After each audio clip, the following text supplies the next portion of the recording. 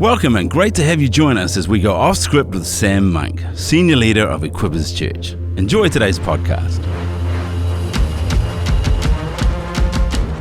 Well, welcome back to another episode of Off Script with Sam Monk, and today we're joined with Sam Monk, but also his father, Bruce Monk. And if you've been following the last few podcasts, we've been opening up the conversation with Pastor Bruce about his journey as from going from a farm owner at a young age to then feeling called to the ministry and some of the early churches he had to lead, and then arriving in Auckland. And you can read a bit more about that journey in his book, Pave the Way. Also, I recommend you get your hands on it. But today on this episode, what we really want to do is look at an important part of, I guess, a part of our journey as a church was actually the moment when Pastor Bruce and Pastor Helen felt the call to explore what God had put on their hearts in terms of churches in other parts of the world, and in that time handing the leadership of the church onto Pastor Sam, who was at a young age then. The transition was about 20 odd years ago now, but I think there's some lessons we can all learn from in this journey, especially when it comes to transitioning ministries from one person to another. But Pastor Bruce, do we want to start with you, share your kind of part of that journey, and then Pastor Sam, it'd be good to hear from you as well, what it was like from your end picking that up. Great, good subject. It's a subject which I think is really important, especially in church life today, because a lot of guys aren't transitioning well, and you would love to sometimes have a little spoke into their world, but it's important that we do transition well. One is that we knew from the last episode that we were called to go to London. The big question was who would take on the church here in Auckland. We needed to do it right.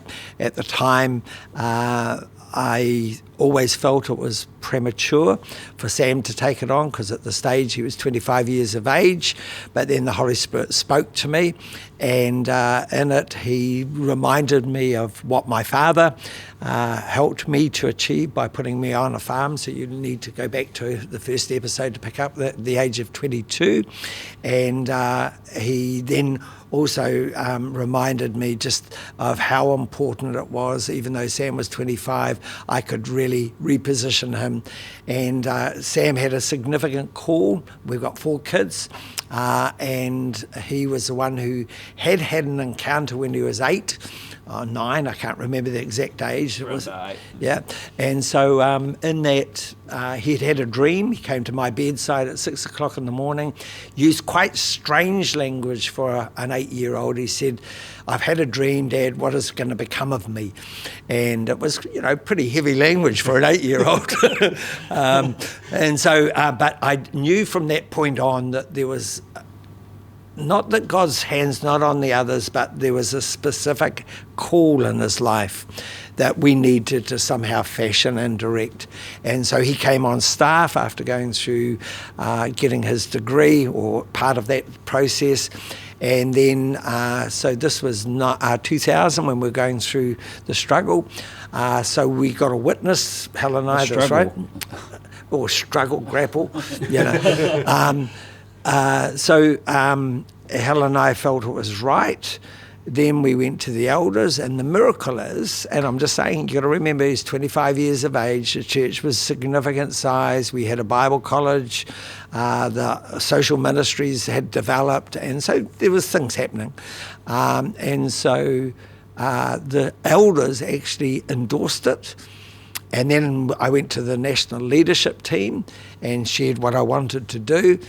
And that was the miracle, because that's where we got a complete endorsement from them. No one questioned it. I think they were quite pleased that I was leaving the country anyhow, because I was a bit of a provoker. But anyhow, that's another subject. But so that's when Sam was commissioned in February 2001. And just to stop you there, that process of how you went through eldership, movement. I know, Sam, for you've talked about that significant part of your appointment there. So do you want to just quickly talk through that? Yeah, that was big, just from the side of, you didn't want it to be nepotism, and sadly a lot of transitions, can be influenced by family connections, and I believe in generational blessing, from fathers to sons, and that all taking place. But for us to go through that process where the elders and then the movement leaders were in agreement with me leading the church, I knew I had a call. I didn't know how it'd be outworked. Through just my degree, studying the ministry and seeing God's favor on it, and then leading more areas of the church and seeing things progress and move forward. It was almost like I was just taking step after step, and it was like God was directing me in that time. But having the elders agree and the movement leaders agree meant that I knew with a greater level of certainty it was a God thing. Because your father always believes the best for you and wants the best for you, but it wasn't his positioning, and them having agreements around that just actually gave me a platform of confidence to be able to lead the church. So Sam was given the platform as a senior minister, so he was now chairing the elders. I had an apostolic covering over the church, which was more to serve, to be there.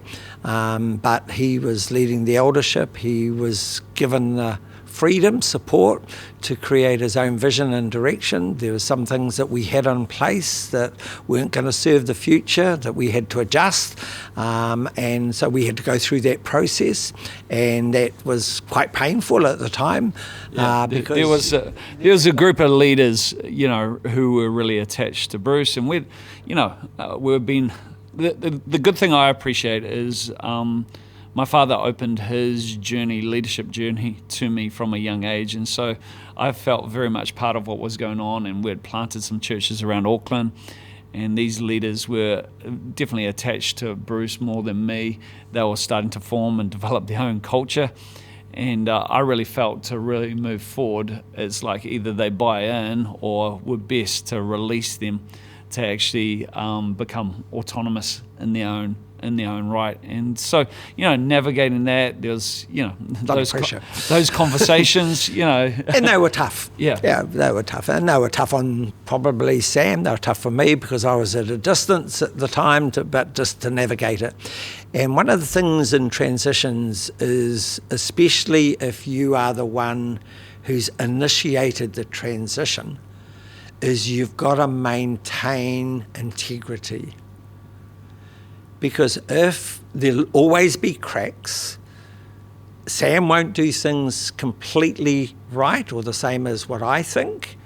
But if I was going to look for any gap or that people would point out, the whole thing would fall apart really quickly. So I knew that my commitment to this and maintaining integrity to support his vision was paramount. And there came a point where Sam got sick. He was very sick for a period of time. For me, I was in London at the time. I had to come back to New Zealand. He was in a serious position as far as his health was concerned. I remember coming back in the plane and feeling the pain of it. Had I precipitated this? Had I put too much pressure on him emotionally? And so was this? Now, I can't answer those questions, but they all went through my mind because he was young. The responsibility was this. And I remember walking into his room, driving back from London, and the only word I got as I walked through the door is the Holy Spirit just said, "I'm in this." And so I just accepted it. He went through hell. he went through hell, and it was not a nice journey to watch. For those that don't know, I got diagnosed with an incurable disease that caused my intestines to perforate, and my whole body was full of septicemia. I had septicemia, blood poisoning, and it was a long process. But that's another podcast in itself. Probably a good podcast. And so I remember, I think it was, 40-something days that he was seriously sick. I walked into the room, so this is from my point, and the Holy Spirit just spoke to me and said, "I've finished." So remember, I'm in this, and then the next thing, I'm finished. So I went up to Sam and I said, I believe God's going to heal you. Remember praying for him with full of faith. And within 12 hours, he was in a serious, serious condition, to the point where he then had septicemia. They had to give him a blood transfusion. He was on the point. So everything actually went horribly wrong after my prayer of healing. Again, thanks. And so, you know, it was, but I knew that God on his side had done what God wanted to through that in Sam's life. It was like one of those moments where God wanted to develop something. He was using this to put something in Sam, and only he can answer that. I'm not going to go into that. But that was an important part, and then I think out of that area, Sam came through it with more clarity of direction, authority, and his own leadership. And so that was important. That was an important transition. For me, on my side, going to London, I think the distance was important. I think some people want to stay in the church and still be there. They also want to be on the salary of the church in their transition.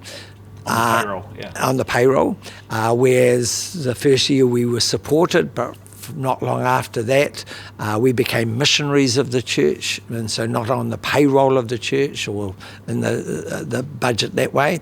And the church have always looked after us as good missionaries. That's really important, because I've seen this go askew in many other places. And with the transition, naturally, there's going to be a change, personnel, and sometimes the church can go through a little bit of a dip.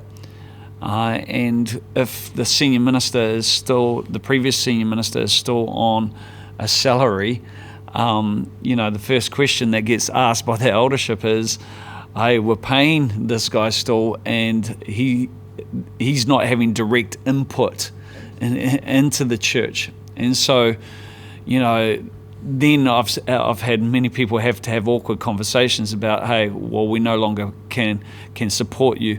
And so right at the start, the elders, decided, hey, the best way that we could support Bruce's future ministry, and what it looked was actually through our missions budget, which was the way that we could empower him to do what he was doing in Europe, in London and Europe. And that's significant, very important point. If people wanted to discuss that more, Sam and I'm open to take people through that. But if they're in a point of transition, I think there's a point where the previous senior minister does need to leave. I would definitely recommend a year, but probably more. I don't think you can do it properly within a year. And a lot of people asked us, how did it work? And, the answer's been, well, Bruce was in London for 8 years.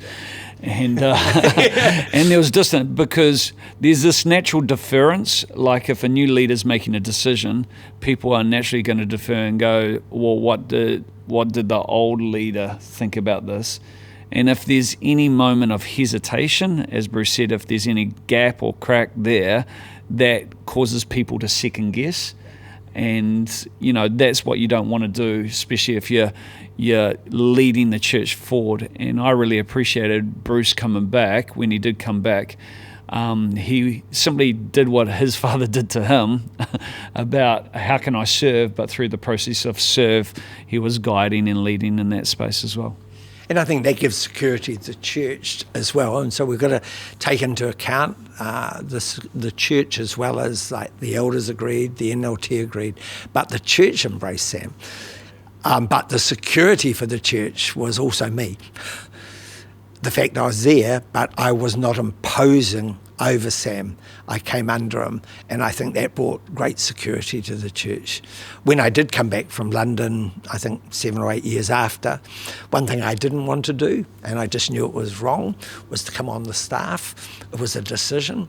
It was not that I didn't like it, it's just that I didn't think it was right to. I've maintained my place on the eldership of the church, but I've only done that because I felt that, okay, if I can give something in this time, I'll do it. But I can serve Sam. I have no problem serving. And I think that that's the big thing. But if you have this attitude that you're going to impose over, it will never work. And has Sam done everything right? No, probably not. Does he do everything the way I think it should be done? Absolutely not. But that's not the issue. The issue is he's got to find his own level of leadership. And it's not for me to dictate in that. I might question him on stuff, but in the end, I know that I can back and let him make a call. Yeah, a big thing is, and this has only worked, is because we have had the ability to have robust conversations and arguments, and he comes strong, I come strong. And you've got to remember, leadership, if you've normally got strong personalities, and that's why you've got to really govern this right. So therefore, like for the staff, if I came on the staff, I would be too interfering. I just knew it. I know my personality. It'd be a pain in the bum. and so you're better to remove that than create another problem. And that's, so you've got to make decisions that really help you to navigate your future. And for me, I think I've been really good at transitioning. I think Helen, both my wife and I, and we've transitioned even future to the leadership of the movement. And I think we've been good at transitioning. But when you transition, you create a void because you're leaving. So that void for me was filled by Sam. But I also am progressive. So I've got to ask myself, what am I going into? Yeah. I think Mum puts it really well. She often uses a statement, it's not about what you're leaving, it's about where are you following. And so you've had clarity about what you're going to. And I think a lot of leaders hold on because they don't have clarity about what the future looks like. And also, I think a lot of it's about money.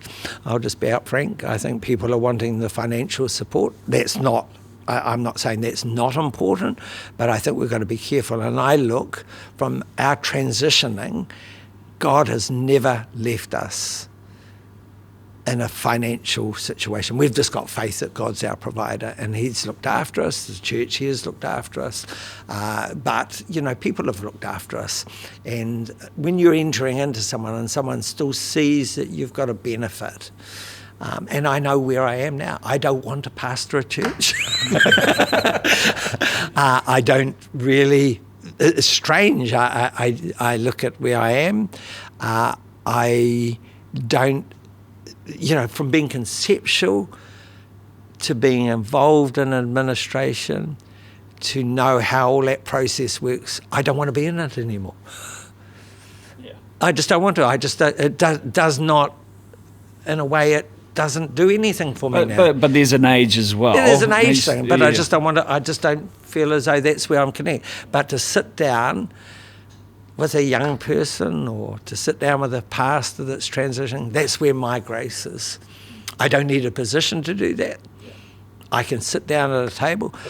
And what would you say the age, because you've even said to me before, there's, for a ministry that's growing, there's many different things you need to, think about. And as you go older, you don't actually have the same amount of energy. Well, it's not so much energy. I think you have energy, but you've got to be careful that you're not, I would probably use the word, I think I'm relevant, but you're not relevant. Does that make sense? Because you know where you're going. I think I've got a useful heart and I can relate to young people, but I'm not relevant. I could not have led this church into shout. I don't have the relevancy to do that, or the gifting to do it, to be honest. I look at COVID and what it went through. Now, I would have put my head down, my bum up, and we would have processed it through. But when I look at how Sam governed the church through shout, I don't think COVID. I don't think I have the great, and I think it's those sort of questions you've got to be frank about, and you've got to answer properly. And, but there's a period you'd say in terms of senior leadership in a church. I think you've got to be careful once you're in your 60s. You've got to start to say, okay, what's my next season? I think in your late 50s, and around about 60, if you can transition in your mind well, there's no reason why you can't minister for another 15 to 20 years, but it will look different. And that's a big issue. I think one of the things that you've been able to do is prepare in advance for a season that you're entering into. And I think that's really, really critical. You know, the old bell curve is you change on the way up, not once something plateaus. And I think, you know, that's a big issue, because a lot of guys wait till something plateaus, and the old adage is, you know, they're tolerated rather than celebrated. And I think, you know, being able to recognise what is the right season to transition is a critical thing as well. And we put in our mind, and I don't want to build a doctrine around it, but I think we have 7-year cycles. And I think you could build definitely a concept around it, but 7-year cycles, the beginning of that 7-year cycle. So we'll take Sam takes over the church. He's full of faith. He's getting vision. He's having to depend on God. You get to about the 5th year, 6 years, you've got some traction. You know what you're doing. 7th year, well, if you're not reinventing yourself at that point in time and finding something, okay, what's God taking the church and what you do is you become predictable, boring, and that's where people lose traction and become institutionalized. And my thing is, I've watched those 7-year periods of my life, and I think that when you know where you're at, they are important, because you make adjustments. And what I find with a lot of Christian leaders is they get bored. And I think that 7-year cycle, what brings you into a new season is an encounter, is revelation, because you have a revelation and you've got 3 or 4 years, you're responding in faith to that revelation, and you're seeing the outworking of it. But by year 6, 7 is like, you need a new revelation. And 7 years, you're not building, but it's a roundabout. I think there's a 7-year cycle. And that's why I think sabbaticals are good for ministers, done right, not just a holiday. You know, you're looking and saying, okay, where's God right now pushing a refresh button for me, and looking at it and understanding what that looks like for who you are, where God's taking you into. Writing a book has been good for me, you know, in this period, and I'm writing another one at the moment, which on the reformation of a movement, which is probably me putting down what I should put on paper for the future, rather than, because I have things in my mind that no one else has, and how we were led to where we are, and I'll put that down. How that's interpreted doesn't really worry me.